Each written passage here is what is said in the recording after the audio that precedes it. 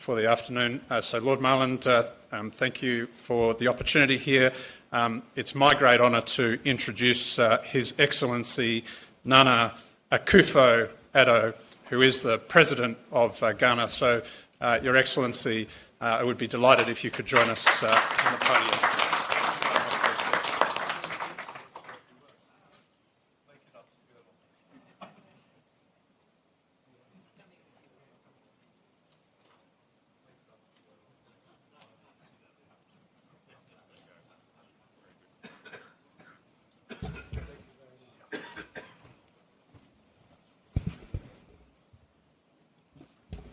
No time for breath. I get a time to breathe. Ladies and gentlemen, it is an honor to address you at this Commonwealth Business Forum, which is coming at a critical juncture in the global trade landscape, as nations seek to recover from the economic shocks of recent years, whilst preparing for the challenges of tomorrow. At the heart of this endeavor must be a concerted effort to reduce the barriers to trade that hinder our shared prosperity. Nowhere is this task more urgent than in Africa. With the African Continental Free Trade Area AfCFTA agreement, we've embarked on a bold and transformative journey to unlock the continent's vast economic potential, and in doing so, create new opportunities for the wider Commonwealth. By 2050, 1 in 4 people on Earth will be African. This remarkable demographic shift underscores Africa's growing influence on the global stage. Africa's youthful and rapidly expanding population will increasingly shape global economic, political, and social trends, making the AfCFTA an essential platform for harnessing this growth. The AfCFTA, whose secretariat is headquartered in Accra, Ghana, represents a monumental achievement for Africa. It is the world's largest free trade area outside of the World Trade Organization, WTO, bringing together 54 African countries with a combined market of 1.4 billion people and a GDP, a collective GDP of some 3.4 trillion United States dollars.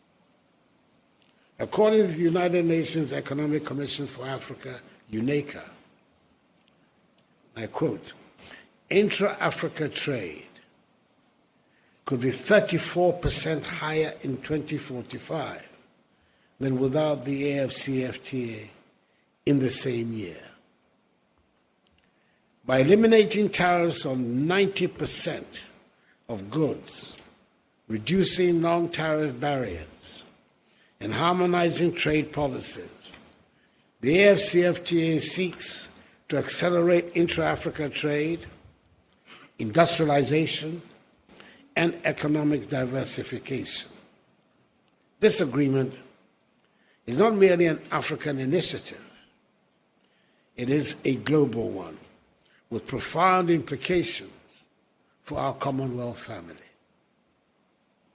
One of the greatest challenges to trade in Africa, and indeed across many Commonwealth countries, has been the existence of cumbersome trade barriers, high tariffs, inefficient customs procedures, regulatory misalignments, and inadequate infrastructure have stifled the movement of goods and services, increased costs, and hampered competitiveness. For far too long, these barriers have denied our businesses, especially our small and medium-sized enterprises, the chance to expand and access regional and global markets. Through the AFCFTA, Africa is tackling these barriers head-on.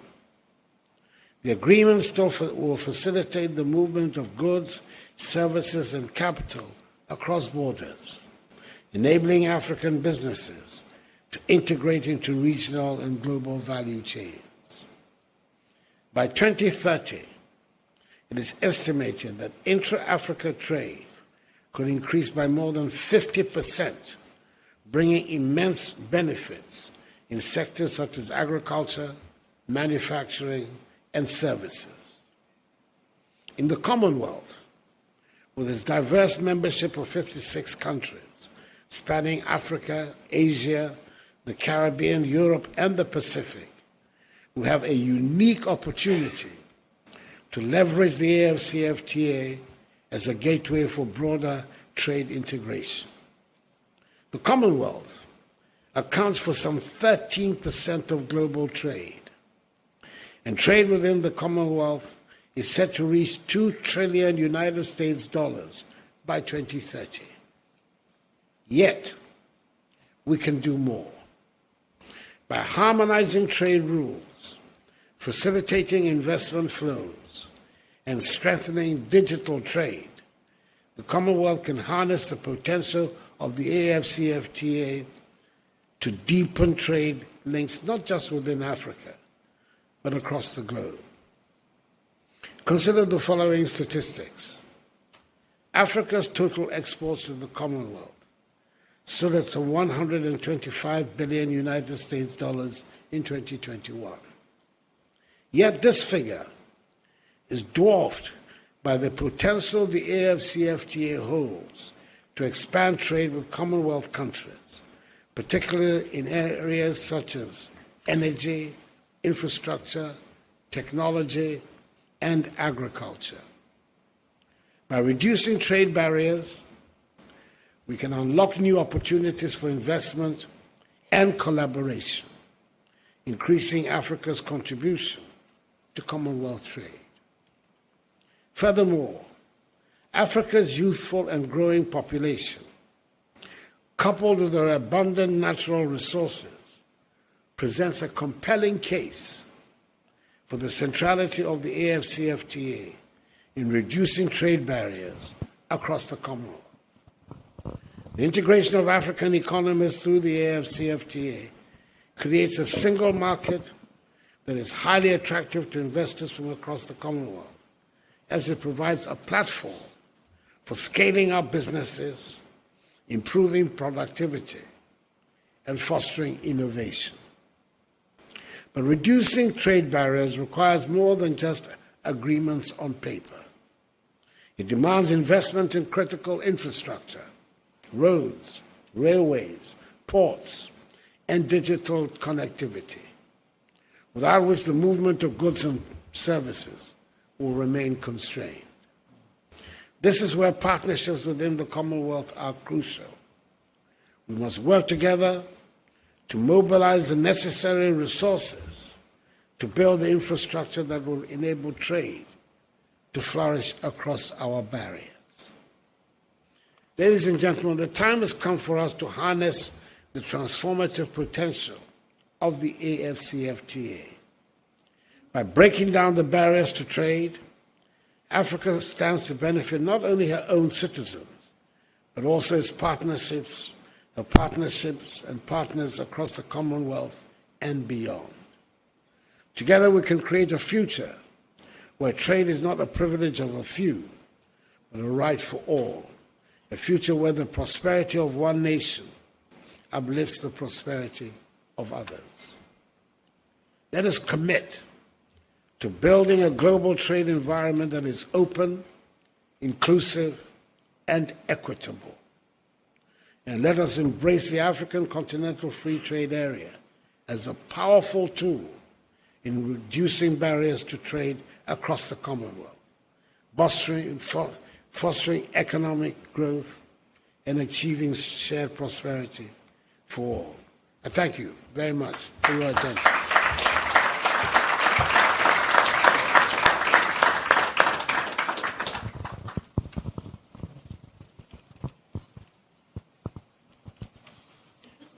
Well, thank you very much, Mr. President, for those excellent words and for getting this session off on, I think, very much the right foot. I think it was important to hear you there talking about the importance of committing to an open, inclusive and equitable approach to trade. I think we live in a world at the moment where there are many challenges. We see the forces of protectionism, I think, moving in on the edges, perhaps even more dominantly in the debates around the world. It will be interesting to see how things develop amongst the major economies, whether it be the United States, whether it be China.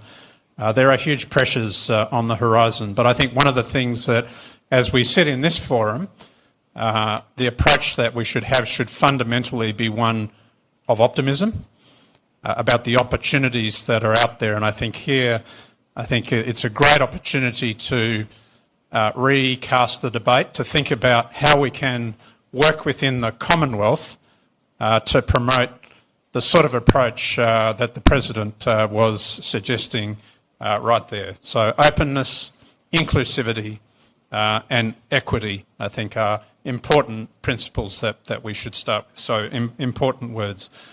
You talked, Mr. President, about harmonising trade rules. You talked about the impact of things like digitalisation. I think these are all great opportunities that we can look at if we're going to expand the scope, reduce barriers to trade and really take advantages of those opportunities. Now, the approach this afternoon, we have a distinguished panel with us. We're going to spend some time talking through a number of perspectives on the ways forward to reduce barriers to trade. At a certain point towards the end of that discussion, we are expecting another important guest to join us, the Right Honourable David Lammy, the UK Foreign Secretary. So he will also be addressing us towards the end of the session. But before we get to that point, I'd like to introduce our distinguished panel, and can I start by introducing the Honourable Juliana O'Connor Connolly, who is the Premier of the Cayman Islands. So we are really privileged, I think, today to have some very influential participants in the session. Also, and I've just got to check the order here, so I think we're going to AO next, who's Group Director, Prime Atlantic Group from Nigeria. Then I see Dr. David Sinanan, who is the Executive Director of the Caribbean Export Development Agency, and I think it's tremendous to see such a strong presence at this forum from our Caribbean colleagues. And then finally, if I can introduce Roy Lago, excuse the pronunciation, but Roy is the head of the Secretariat of PACER Plus, and they're playing an important role, and we'll hear a little bit more about that. So to get the panel discussion going, what I'd like to do is probably direct the first question to you, Premier, and maybe if we can just sort of start off by exploring really the scope that is there with the Commonwealth to leverage its collective influence to promote more inclusive and equitable trade agreements in this rising environment of global protectionism. So really, I guess, what role do you see regional bilateral agreements? How can we use that Commonwealth network to really revitalise this process? Thank you very much. Let me first say how absolutely delighted I'm here to be in such an august body. Thank you to the host country. Certainly thank you to Lord Marlin and all those who were instrumental to putting this together today. Out of many, we're one people is a saying that we have in the Caribbean. I myself is a product of the Commonwealth, having entered politics some 34 years ago, 4 years without peace, I say 30 years ago. And to be here today tells me that there's an audacity of optimism for the Commonwealth. I believe it's an underutilized product, and I believe that if we are going to make any progress, and progress is an option that we all have to embark upon, we have to first and foremost recognize that there are probably three challenges, that is geographic, economic, and political. And if I could use another Caribbean colloquialism, is that our economies can and have and should and must make us partners. Geography have made some of us neighbors, and also we can also understand that with our economy, there is no excuse now for the Commonwealth not to be that foremost conduit to bring us together. I believe that we have almost used the challenges as an excuse.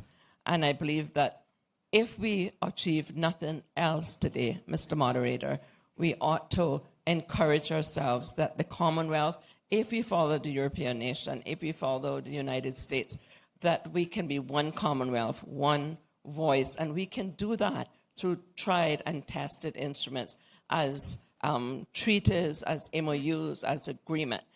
But that foundation has to be based on trust. Thank you. Very well said, Premier. I'm going to stick with the Caribbean at the moment, and in fact go to Damie next. I guess a question here with the Caribbean Export Development Agency. How are you tackling, I guess, the specific challenges that Caribbean businesses are facing in accessing international markets? And I guess maybe if I could just ask you to talk a little bit about the strategies and the initiatives that you've seen that have been most effective in enhancing the global competitiveness of firms in your part of the world, and I guess particularly for smaller and medium-sized firms. How are you doing that? Yeah, thank you so much, Chair, and thank you so much to the Commonwealth Investment Council for inviting us to be part of this forum, and for the government of Samoa for the warm welcome that we received. I mean, my job is actually pretty easy because we heard from three of our leaders this morning, from Prime Minister Gaston Brown, Prime Minister Philip Davis, and Premier Connolly. The Caribbean, we are a series of islands. Just to lay a little bit of context, we represent 15 member countries, which are the 14 CARICOM member states and the Dominican Republic, roughly about 30 million people. Most of those are small island developing states. And we all know that small island developing states face very unique challenges. And because this is a private sector side, the private sector in small island developing states face a number of challenges. Climate change being a big one that we've heard about this morning. You know, Hurricane Beryl struck the Caribbean earlier this year. It was the fastest Category 5 hurricane on record. That was followed by Hurricane Helene and Hurricane Milton. We don't know what 2025, 2026 will hold, but based on past trends, it is a very uncertain environment for businesses in the Caribbean.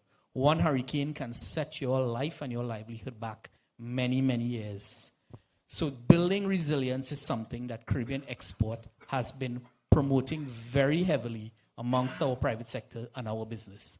And to build resilience, we have to go out and we have to seek new markets. We have to make sure that we have the right partnerships in place.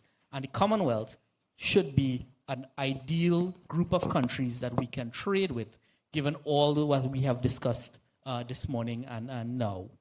However, Caribbean firms face significant challenges that may be unique to small island developing states, and especially small island developing states in the Caribbean region.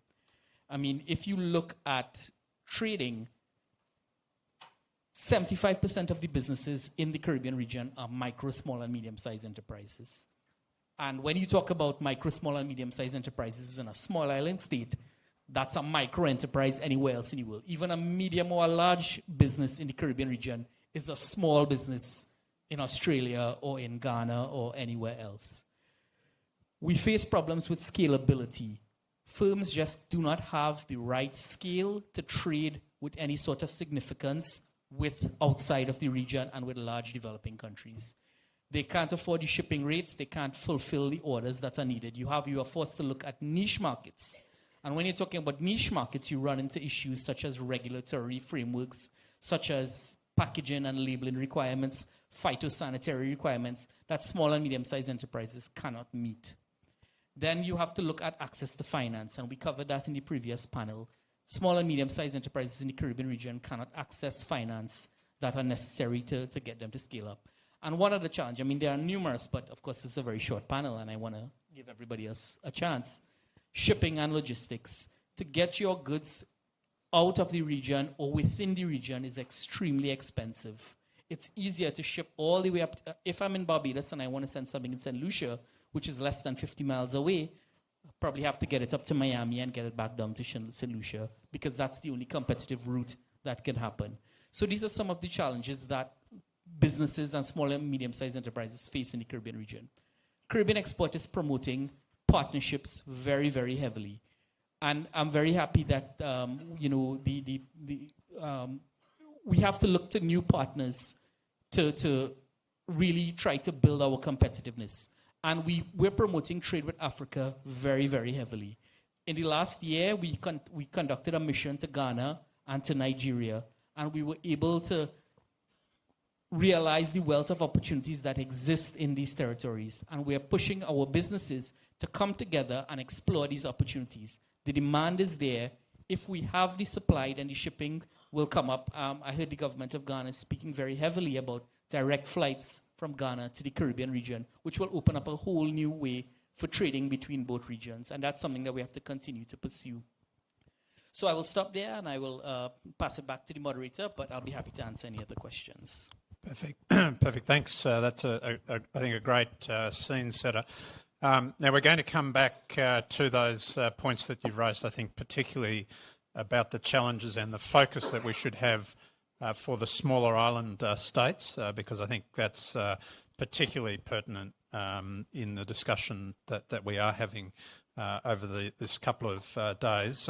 Before we do that, though, I do want to go to AO, and really, AO, just if I could ask you about your perspectives in terms of, in a climate of increasing protectionism and global tensions, how should businesses, from your point of view, how should businesses adapt their strategies for international trade and distribution to really maintain smooth operations? What's the approach that you would be advocating in that regard? To set this tone, I'd like to say to all of us that Africa is the future of the world. Every objective to achieve net zero, all the mineral resources are required are in Africa. So in my point of view, just as China was shut down during COVID, and we all struggled afterwards, we need to create an African China where we can safeguard our supply chain within Africa. Now, my first point also is it is time we add geopolitics as a major component of our businesses. Gone are the days where only government officials look at geopolitics. But right now, it has to be part of our risk management as companies today to survive, because in the last just 2 years, the world has changed. Secondly, we need to diversify our supply chain quickly. Thirdly, we need to digitalize our businesses, especially, His Excellency spoke about our population in Africa, of which 60% of them are youths like me, below 25. Well, you didn't catch that. To attract them, the usual coming to work every day ain't going to attract them. So we need to adjust to working at home policies to ensure we can safeguard our businesses and attract talents.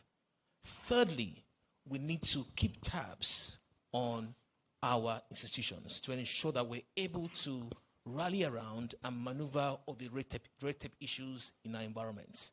I'll stop there for now. Thank you.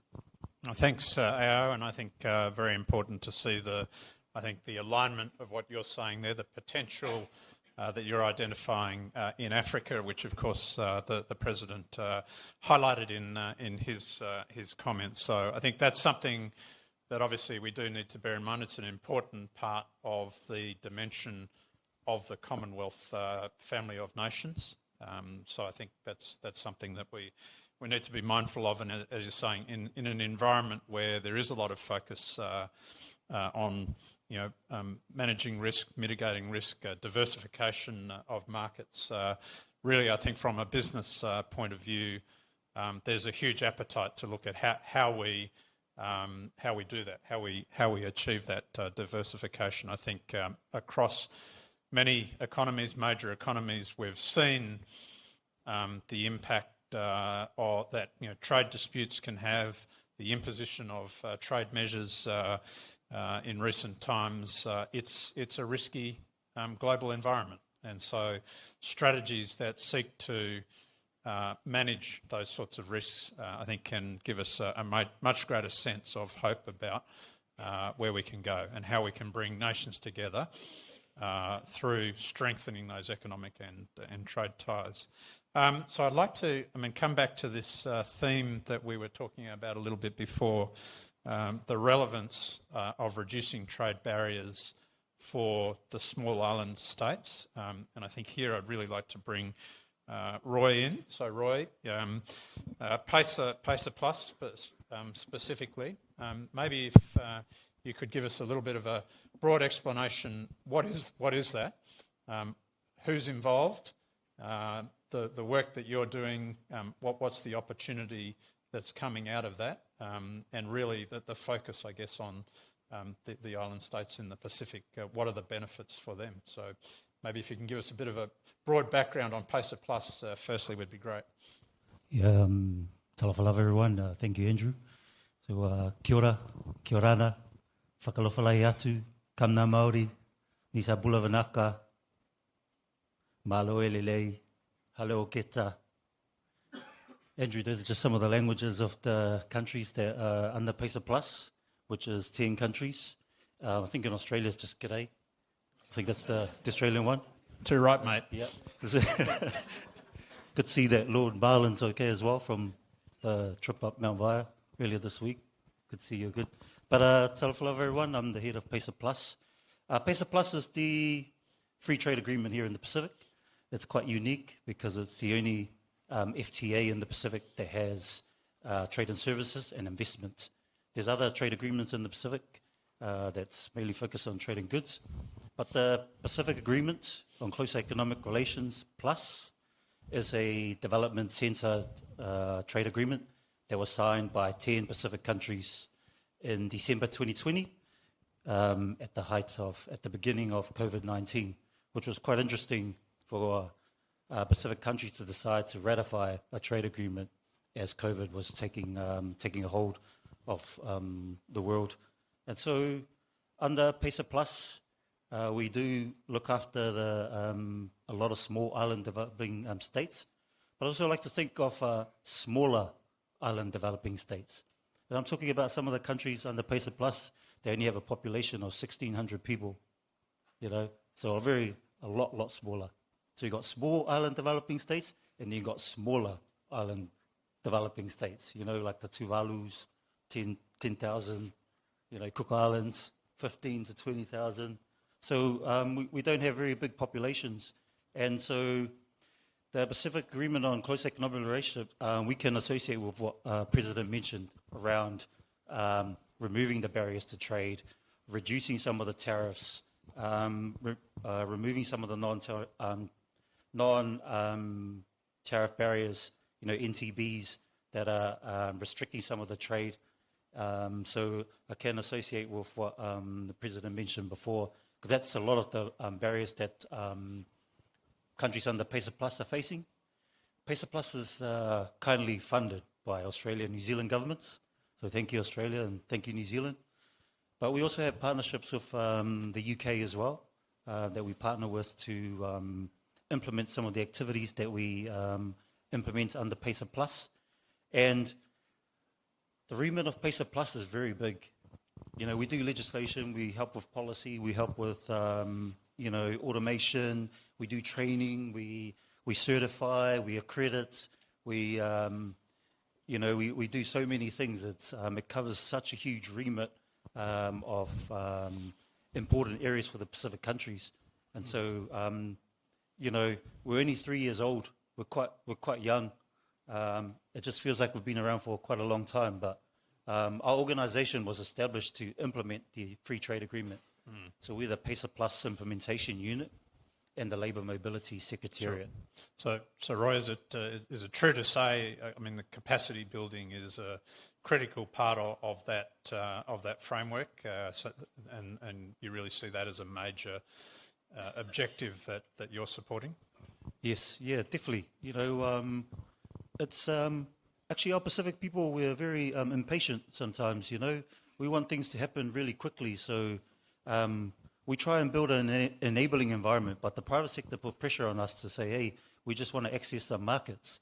Can you find us some markets? So we try and do the capacity building, the capability building, but at the same time, we're also trying to do some of the practical things that the private sector want. So it's almost like we're building our ship or our va'a as we go along, and we're delivering, and we're trying to do so many things. And I think that's just the nature of free trade agreements, is all agencies working together. And I was at the Digital and E-commerce Forum earlier today. I didn't really say anything. A lot more people were saying things, and I thought I'd just sit there and listen. But one of the key things that I got out of there was the ecosystem. The ecosystems that bring everything together. You can have the technology, but if you don't have the cable that connects to the technology, then you can't access it. So there's quite a lot of things that we look at under PACER Plus, and some of the things that we're able to implement in the short time that we've been around. And as I said, our remit's so huge, it's quite big. It's not just goods, it's services, it's investment. And quite a significant topic here in the Pacific at the moment is labour mobility. So yeah, I think I'll just leave it there, and we'll come back to that. No, but we should dig into that in a moment. But that's a great topic to raise, and maybe we should spend a few moments on that if we get a chance. So to keep the discussion going, I'd like to come back to the Premier, to Juliana. Juliana, I'm not sure if it's possible for you to comment on this private sector engagement. How critical is that in advancing the roles of the Sustainable Development Goals? And I think this is something that all countries are committed to working towards. But really, if I can ask you what role you would see, or you do see, in terms of the cross-sectoral partnerships in transforming those traditional trade practices, is that something that you're seeing in practice? Is it something we need to put more focus on? Is there a role for the Commonwealth in that process? How do you see that?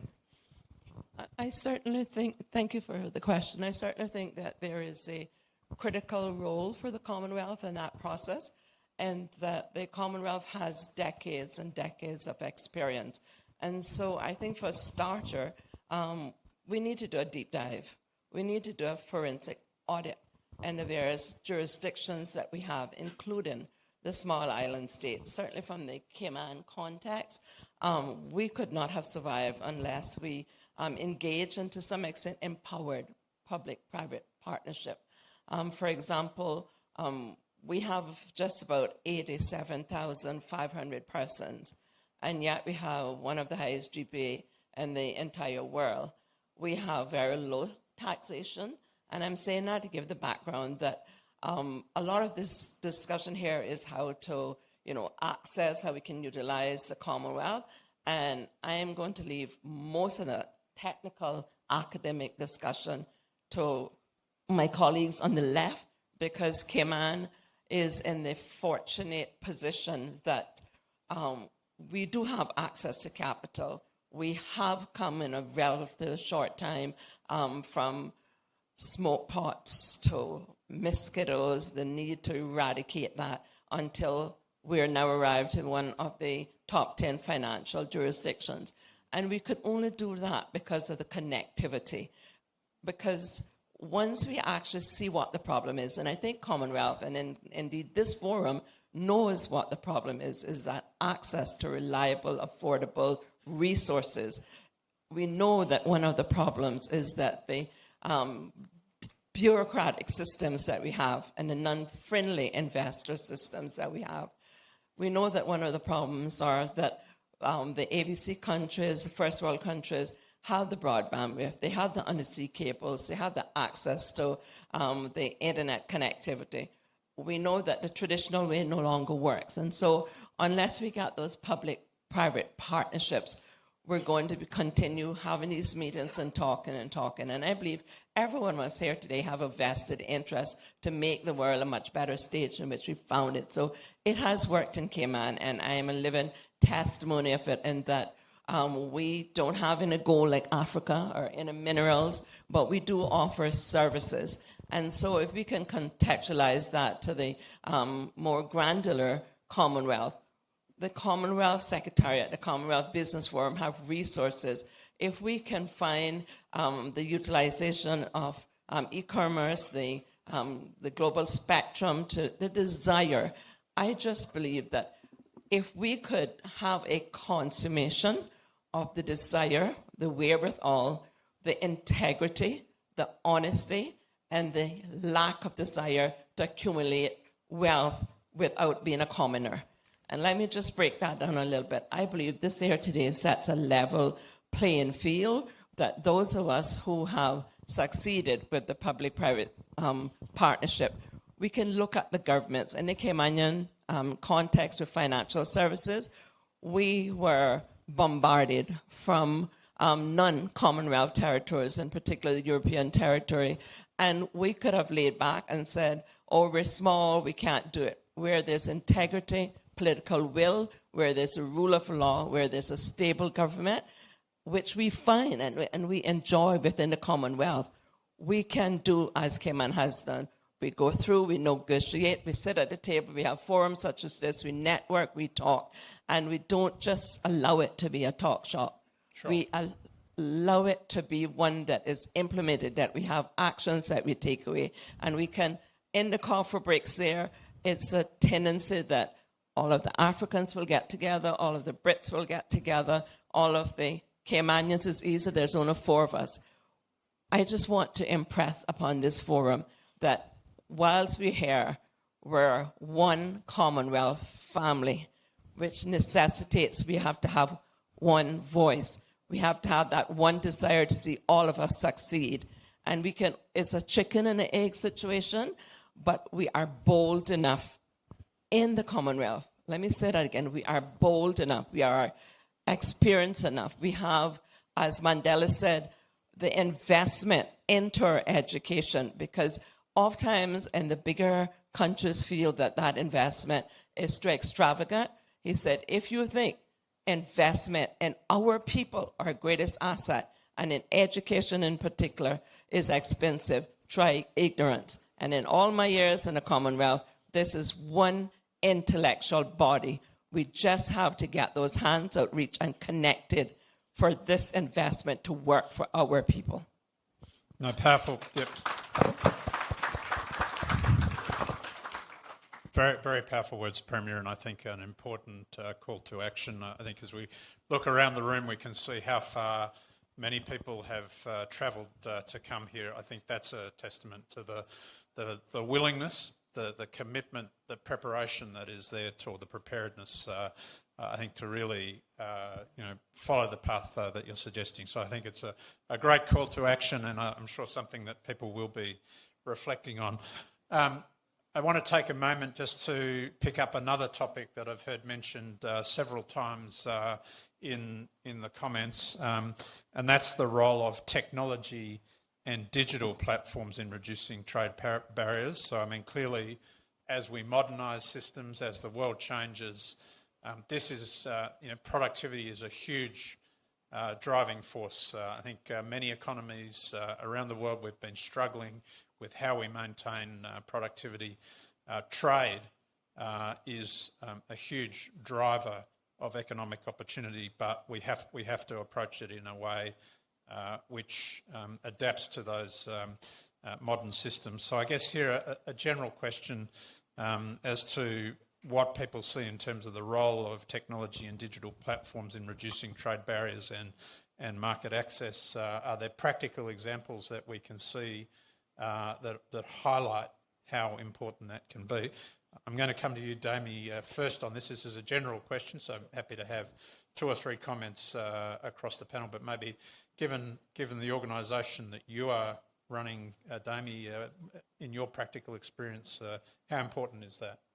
Yeah, thank you, Chair. I mean, digitalization of business and digitalization of trade is, I think, one of the key critical success factors for small and medium-sized enterprises in small island developing states and states on the whole in succeeding. I think you cannot win without it. That's a fact that I'm willing to put my head on a block for. Caribbean Export has 3 pillars that we focus on. One of it is green economy transition for small and medium-sized enterprises to build resilience. The second is on food security, but the third is on digitalization of business. And that is something we promote extremely heavily. And the problem is, for small and medium-sized enterprises, is that many of them are operating on 2015 problems. So many small and medium enterprises are coming and saying they don't have a website and they're not engaged in e-commerce. That's not a 2024 problem, that's a 2015 problem. A 2024 problem is the rise of AI, blockchain technology, e-payments, and that's not even on the radar for many small and medium-sized enterprises to expand their trade out there. You look at services. Digital provision of services is the wave of the future. Nobody's going to get on a plane anymore to provide their services. Services are being done digitally. We have to embrace that culture. And one of the things that we have to do to not only embrace that culture, but is to provide the enabling environment to get that done. Do we have the laws and legislations that can enhance and encourage the environment? Are we teaching these digital technologies in schools to allow young people to come up and not just replicate an idea that they see? I can't tell you the number of times I get a proposal to come in for funding that somebody wants to establish the Amazon.com of the Caribbean region. You can't establish an Amazon.com of the Caribbean region because there is an Amazon.com. What are you gonna do differently? You don't have the skill. We have to encourage these new bold ideas, and young persons, they have these bold ideas. But how do we harness that idea? How do we encourage them? How do we nurture it, give them enough funding and runway and support on a legislative environment to realize those ideas so that we can reduce these barriers to trade? And I'm welcome to let my other colleagues Yeah, so look, thank you, Damie, that's great. Maybe, Ao, can I bring you back into the conversation on this point? What are your perspectives? From my perspective, I'll try and use my own personal experience. Sure. So currently I do what is called the offshore safety passport for the entire oil industry in Nigeria. So when you're going offshore, you have to swipe your card and or your profile comes out, and there's some courses that are regulatory courses you have to do for going offshore. When we did an automation of that entire system, you can pay online, get your OSP in a few minutes. So it saves time and money to be able to, when you digitalize your business. Secondly, it gives you access to market easily. Thirdly, your entire business processes, because business today is all about making informed decisions. And you are able to make decisions at the press of a button. It allows for being fragile, being lean, and being able to do your business 24/7. Thank you. Great stuff. So I see that we're joined by another important guest, and we'll introduce our guest in just a few moments. So in order to facilitate that, we're going to start to bring this discussion to an end. But before we do that, I just want to go back to one point which we did touch on, and I just do want to give Roy the opportunity. You talked about labour mobility. I think it is an important topic, and particularly in the Pacific. So just maybe if you've got a moment to touch on that specifically as to why that is important and how you see that linking back into the topics that we're talking about here in terms of reducing trade barriers. Yeah, so labour mobility is quite a hot topic here at the Pacific at the moment because with smaller populations, we do have our Pacific countries here have access to Australia and New Zealand to go and work in Australia and New Zealand. And so a lot of our labour force It's go very to important Australia. to us. Yeah. Yes, go to Australia and New Zealand, which means there's not many people left on the island. And if you only got 1,600 in your population, or you got 10,000 and you got 500, 600, 700 people going offshore, it's not going to help with business, especially if private sector is looking for labour and they're travelling over to Australia and New Zealand. Obviously, better pay and all those sort of things. It's always a struggle. And I think those are just some of the challenges with labour mobility here at the moment is finding a balance, because you can't stop people from going to find a better life in other countries, but also the balance of who they're leaving behind and the things that have been left behind. So it's always a struggle for private sector, business, small to medium enterprise businesses to find labour. But just on the topic of the digital side of things, I think, and just reiterate what Damien said, was it's the enabling environment. I think that's the key for any sort of digital platform or technology, is having the enabling environment, whether it's legislative, whether it's regulatory, whether it's education, whether it's, the banking system. One of the struggles that we have here in the Pacific in particular, and was raised in the digital and e-commerce roundtable that we had, is the maturity of the banking system to be able to use online payment system. So some companies here in the Pacific, they have to set up in Australia and New Zealand because the banking system or the banking gateway won't allow for them to pay online, so it makes it a bit of a struggle. So there are a couple of other things. Shopify, apparently Shopify is based in Canada. So with Shopify, anyone got any connections with Shopify? There's a few women in businesses here that are trying to work with Shopify to enhance their digital presence. Not sure if Shelley's around. She was pretty vocal about it. Sam Saili. There's a few. So we talk about Commonwealth, and Canada's in the Commonwealth. So if Canada can do anything to help these lovely ladies here in the Pacific with boosting their business, we'll be really grateful. And no, Shelley didn't tell me to say that, but I just thought it's important to bring some of the discussion from the roundtable that we had around digital transformation into this discussion. And hopefully there's some ears out there that might be able to help some of our women in business here in the Pacific boost their advancement in terms of accessing markets. Fantastic. Okay, look, I think great final words and a great final perspective. So in a moment, I'm going to be delighted, excited to be able to introduce our next special guest, which is the Right Honourable David Lammy, the UK Foreign Secretary, who's joined us. So we'll be hearing from the Secretary in just a few moments. Before we do that, I'd like to wrap up the discussion. We'll ask the panellists to stay up here while the Foreign Secretary is speaking, but maybe if I can take a moment. I think it's been a good discussion. We've heard a range of perspectives, I think, in terms of the importance of reducing trade barriers.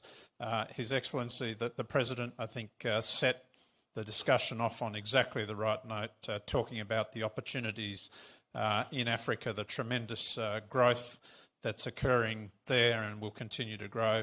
Your commitment, I think, to genuine principles of trade liberalisation was absolutely music to everybody's ear. I think we've heard perspectives around the importance of how we can use trade policy to really strengthen the bonds in the Commonwealth, the small island state perspective, the roles of technology and so on to facilitate that. But it's been a wonderful discussion. So can I ask you please to take a moment to thank Roy, Damie, AO, and of course the Premier. So thank you to the panel. I'll ask you if we stay here.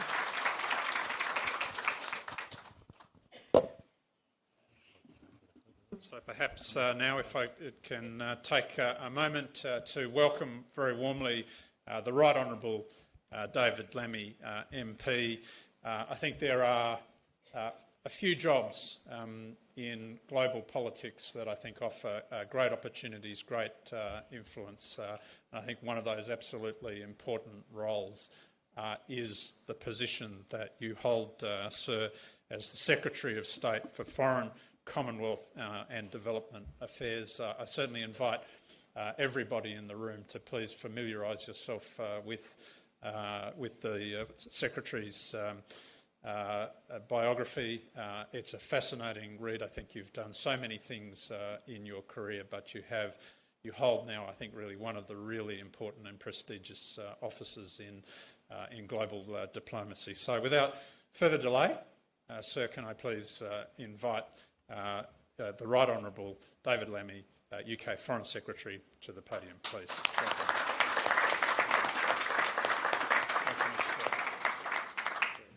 Thank you so much, and thank you, Lord Marland, particularly for welcoming me here today, and thanks to everyone in this room for all that you're doing to support growth across our Commonwealth. Growth is the first mission of the new British government, and understandably it is a priority area, a priority for governments, businesses and citizens across the Commonwealth as well. The global backdrop is sobering. The world is increasingly sinking into a quagmire of low growth. We have tremendous geopolitical tensions. We've got a rise in protectionism.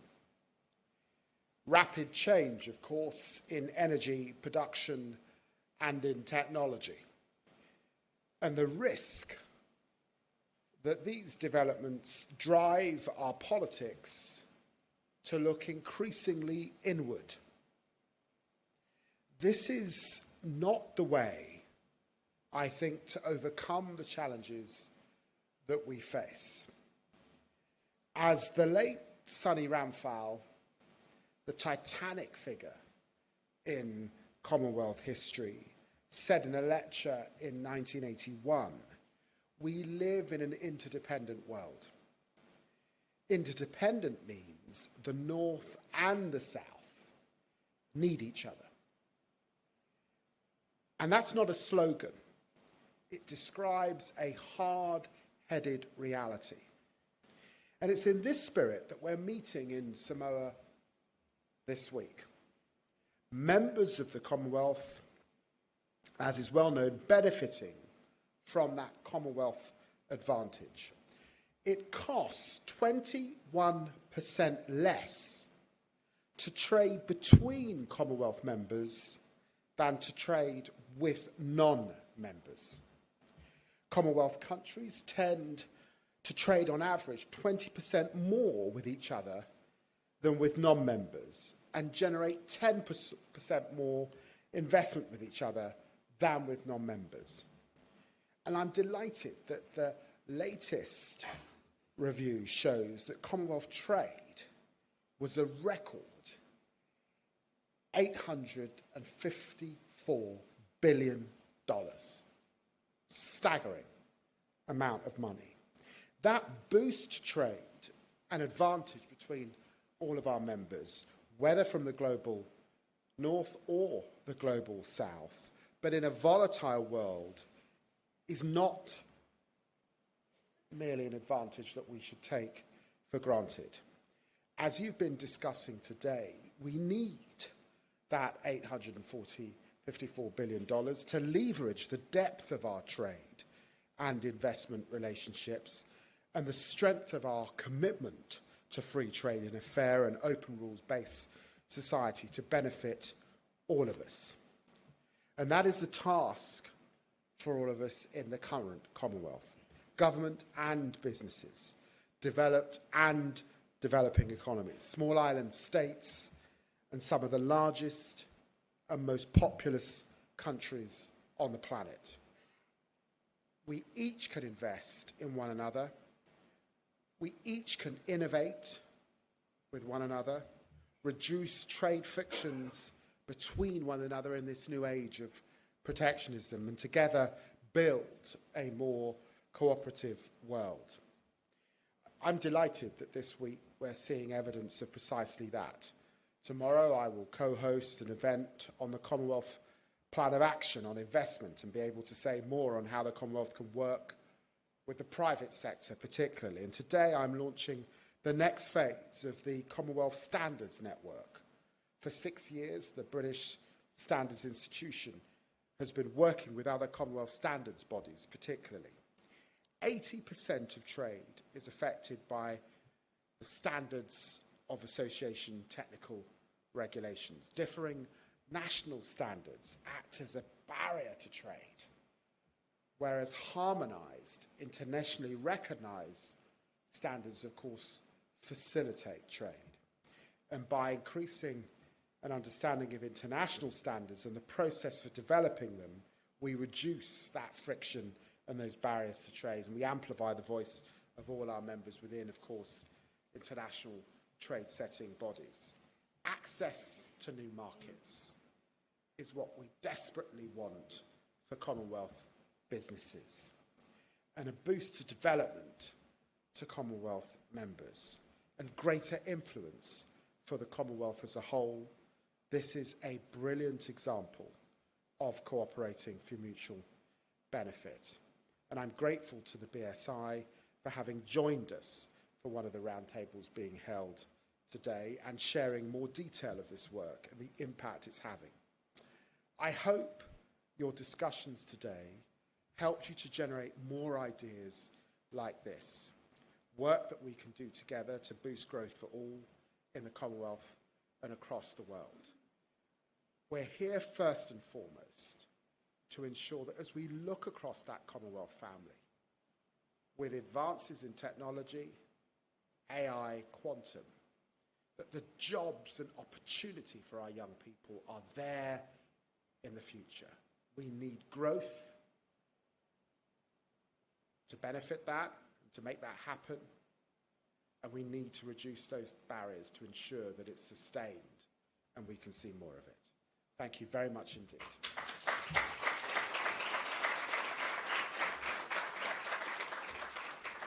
Well, thank you so much, Foreign Secretary, and indeed it's a privilege to be able to hear you speak today, so thank you for your attendance. That brings us to the conclusion of this session. I'm just going to ask you to remain in your seats. So just check whether we need to escort the President. I'm not sure His Excellency and the Foreign Secretary, if they're leaving the room or if they're staying. But if Lord Marland, I don't know if you need to escort our honoured guests out. Maybe if I could ask people just to remain seated while we escort our VIP guests out, and then we'll be going to a break for coffee and networking. So thank you to our honoured guests. Thank you, everybody.